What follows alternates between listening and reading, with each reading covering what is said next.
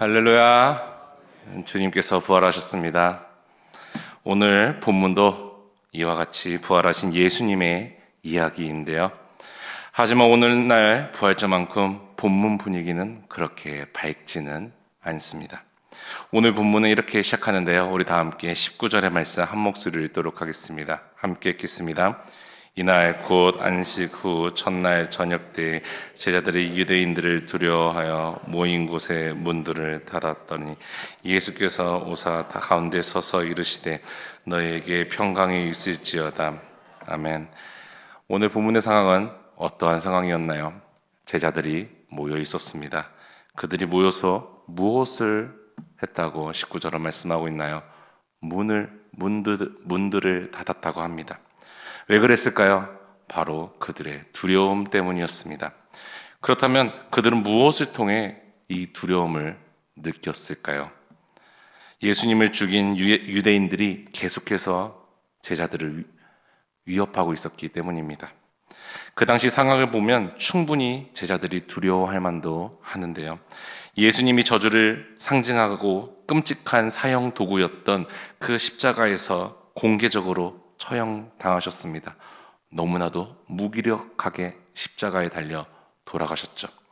이제 예수님이 죽자 그렇다면 그 유대인들의 그 다음 핍박 대상, 그 다음 타겟은 자연스럽게 누가 되었을까요?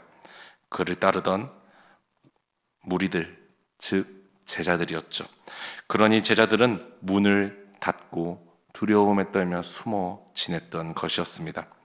여기서 중요한 것은 이 외부적 상황이 아닙니다. 문이 닫혀 있었다는 것은 단순히 문만을 상징하는 것이 아니죠. 그렇다면 무엇을 상징하나요?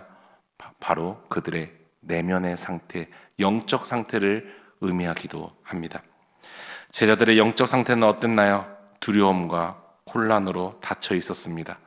예수님의 부활의 소식을 들었지만 아직 그들의 마음은 열리지 못했죠. 사랑하는 성도 여러분, 이들의 모습이 바로 오늘날 우리의 모습이 아닌가요? 교회는 다니고 오늘 부활절 예배도 드리고 있습니다. 예수님이 2000년 전 죽음에서 부활하신 것도 우리도 너무나도 잘 알고 있죠. 하지만 여러분들의 마음의 문은 열려 계시나요? 상처 때문에 닫혀 있지는 않으신가요? 실패 때문에, 의심 때문에, 두려움 때문에 오늘날 우리의 마음도 제자들처럼 닫혀 있지는 않나요? 오늘 설교 제목은 무엇인지 아시나요? 닫힌 문, 돌아오신 주님입니다. 이 제목이 오늘 본문을 이해하는데 너무나도 중요한데요. 왜 그런가요? 여기서 우리의 부활의 신앙의 그 본질이 드러나기 때문입니다. 오늘 제목의 의미가 무엇인가요? 그렇다면 제자들이 문을 닫았죠. 하지만 그 닫힌 문을, 우리의 마음의 문을 뚫고 예수님께서 직접 오셨습니다. 제자들이 예수님을 위해 문을 열어드린 것이 아닙니다. 우리가 마음을 열어서 예수님을 환영한 것이 아니죠. 믿음이 충만해서도 아닙니다. 주님은 그 두려움에 떨며 숨어 지내던 우리의 마음을 뚫고 일방적으로 우리에게 찾아오셨습니다. 사랑하는 성도 여러분, 이것이 바로 복음인 줄 믿습니다. 기독교 신앙은 무엇인가요? 내가 준비되어서 하나님을 초대하는 것이 아닙니다. 주님이 먼저 닫혀있던 내 마음을 뚫고 오신 사건입니다. 우리가 어떻게 부활의 신앙을 가질 수 있게 되었나요?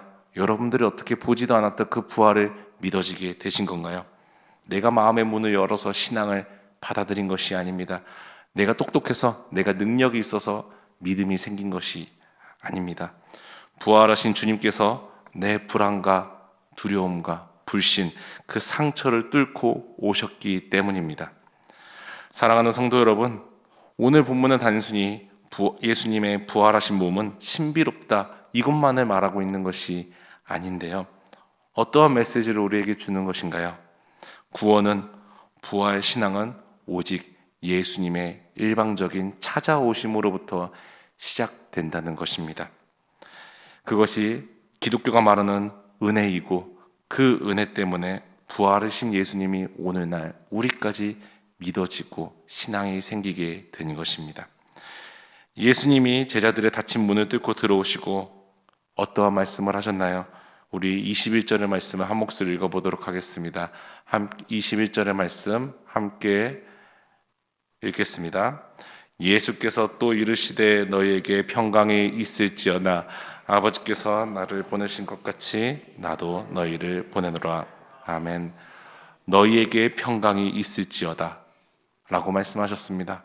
평강은 히브리어로 하면 샬롬입니다. 당시 유대인들은 어떠한 문화를 가지고 있었나요? 인사를 그냥 일상적인 인사를 할 때 샬롬이라고 말했죠. 하지만 오늘 본문에서는 그냥 일반적인 인사말이 아닙니다. 제자들에게 가장 필요한 것이 바로 이 샬롬, 평강이었기 때문에 예수님이 제자들을 찾아가시자마자 했던 첫 마디가 바로 이 평강이 있을지어다 였습니다. 여러분들에게 묻습니다. 여러분들이 만약 예수님이라면 여러분들이 수많은 핍박과 조롱과 고난 속에 죽었다가 다시 살아났더라면 그 제자들에게 찾아와서 어떤 말을 하셨을까요? 너 내가 이러지 말랬지. 너 내가 말했잖아. 너 나를 부인하게 될 거라고. 너 왜 그때 내가 너를 보고 있었는데 너는 왜 나를 무시하고 도망갔느냐. 내 마음이 너무나도 아프고 서운했다. 분명히 우리는 인간적인 마음으로 연약한 죄인이기 때문에 이러한 마음이 제자들에게 들었을 수도 있습니다. 하지만 예수님은 어떻게 하셨나요? 따지지도 않고 제자들을 나무라지도 않고 그들에게 먼저 찾아가셔서 평강을 주셨습니다. 사랑하는 성도 여러분, 다친 여러분들의 마음에 주님이 일방적으로 찾아오셨을 때 가장 우리 안에 무엇이 일어날까요? 평강이 임하게 될 것입니다. 세상에서 느껴보지 못할 정도의 완벽한 평강이 우리 마음에 임하게 될 것입니다. 이것 또한 주님의 은혜로 주어지게 된 것입니다. 사랑하는 성도 여러분, 예수님은 부활 후에 제자들에게 먼저 찾아가셨습니다. 하지만 그 자리에 제자 중에 누가 없었나요? 도마가 없었습니다. 다른 제자들이 부활하신 예수님을 보고 도마에게 어떠한 말을 했나요? 우리 다음 게 25절의 말씀, 요한복음 20장 25절의 말씀 한 목소리 읽도록 하겠습니다. 다른 제자들이 그에게 이르되 우리가 주를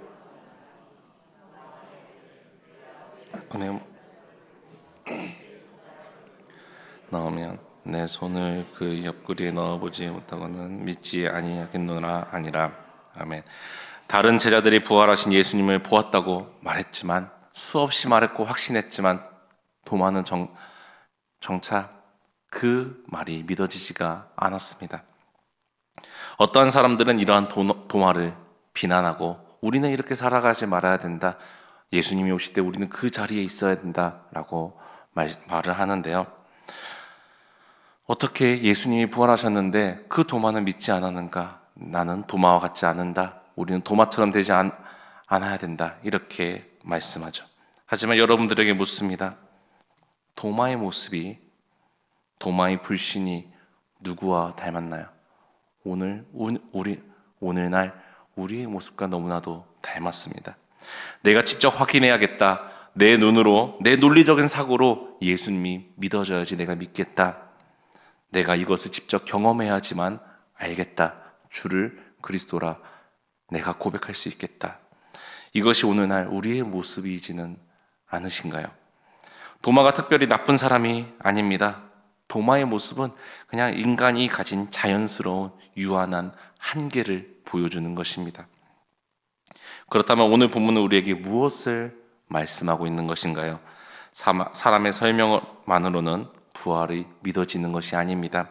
설득이 필요 없다는 말이 아닙니다. 설득도 필요합니다. 하지만 그 설득만으로 믿음이 생긴다는 것은 아닙니다.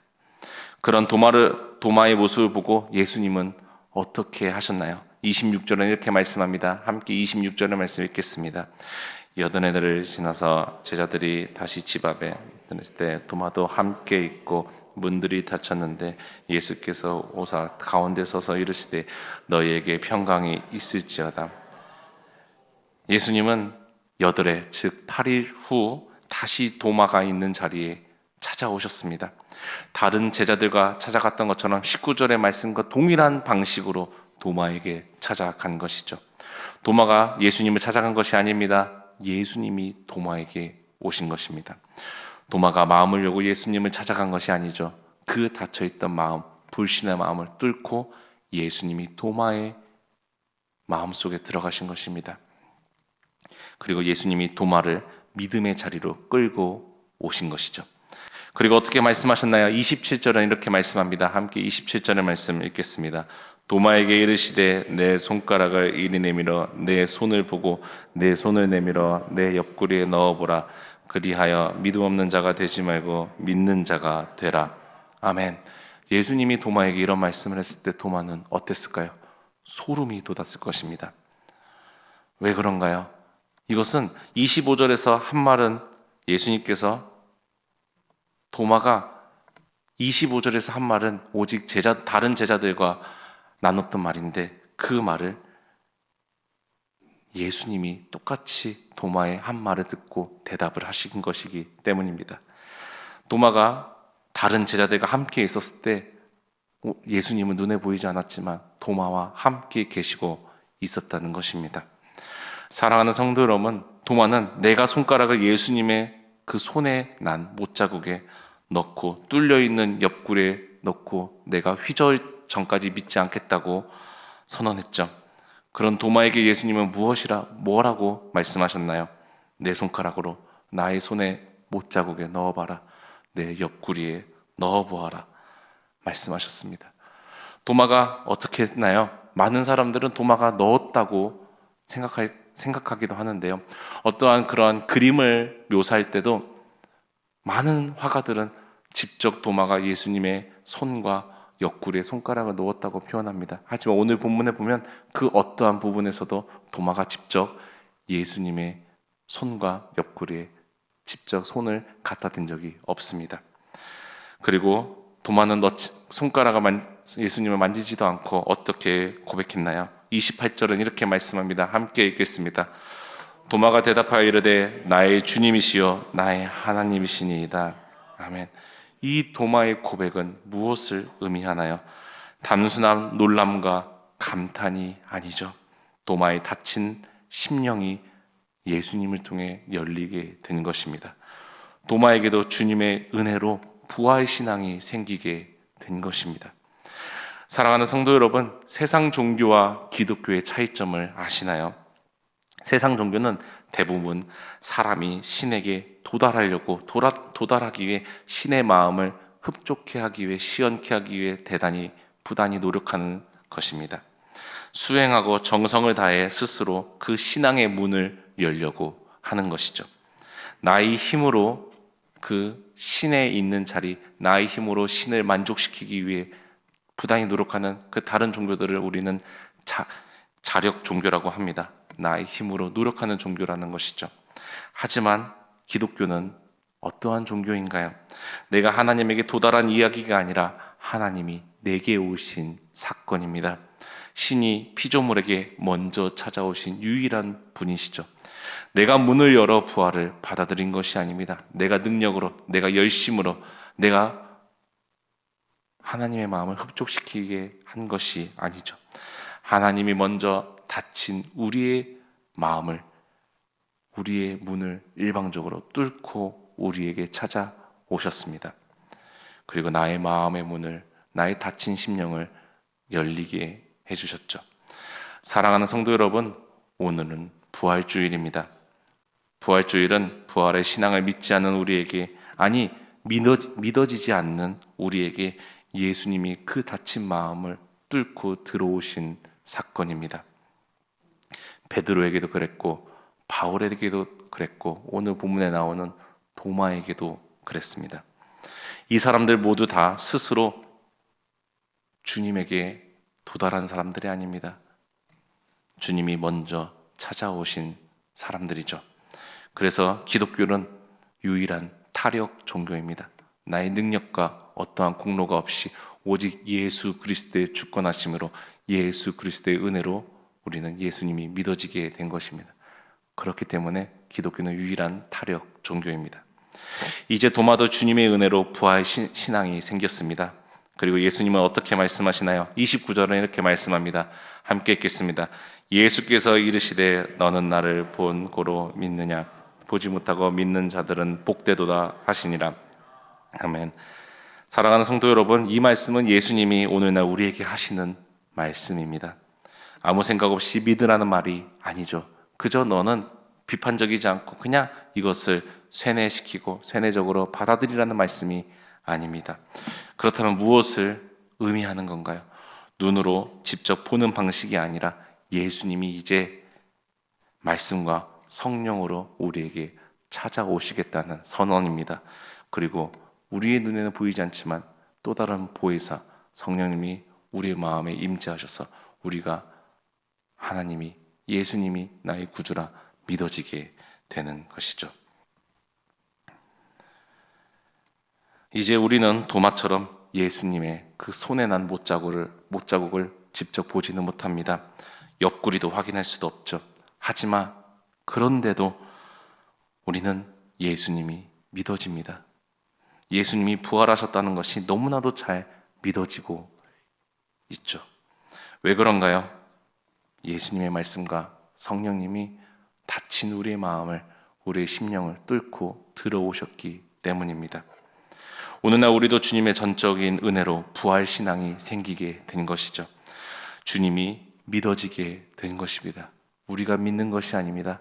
주님의 전적인 은혜로 그 닫힌 마음을 뚫고 들어오시기 때문에 우리가 주님이 믿어지게 된 것입니다. 부활절, 여러분들은 부활하신 주님이 믿어지시나요? 믿어지시면 그것이 바로 주님이 우리의 마음을 뚫고 들어오셨다는 증거입니다. 그것이 바로 주님의 은혜인 줄 믿습니다. 아직 만약 믿어지지 않는 사람들이 여기에 계신다면 주님이 반드시 그 마음을 뚫고 만나 주실 것입니다. 하나님의 완벽한 타이밍으로 주님의 자녀라면 반드시 믿어지게 만들어내실 것입니다. 사랑하는 성도 여러분, 부활신앙은 우리의 노력과 의지로 믿어지는 것이 아닙니다. 주님이 우리의 닫힌 마음을 뚫고 들어오셔야지만 도마처럼, 다른 제자들처럼 부활신앙이 생기게 된 것입니다. 두려움 속에 있는 성도님들이 많으실 것입니다. 그 두려운 마음을 반드시 주님이 기쁨의 마음, 기다림의 마음, 소망의 마음으로 만들어 나가실 것입니다. 주님이 여러분들의 마음을 뚫고 들어오셨을 때 모든 것이 은혜였음을 고백하는 저와 여러분 모두가 되기를 소망합니다. 도마처럼 직접 예수님의 손을 만지지 않아도, 옆구리에 손가락을 들이지 않아도 예수님이 믿어지고 예수님이 나를 위해 2000년 전에 죽으시고 부활하셨다는 것을 믿고 주님을 늘 삶 속에서 기뻐 찬양하는 저와 여러분 모두가 되기를 간절히 소망합니다. 기도하겠습니다.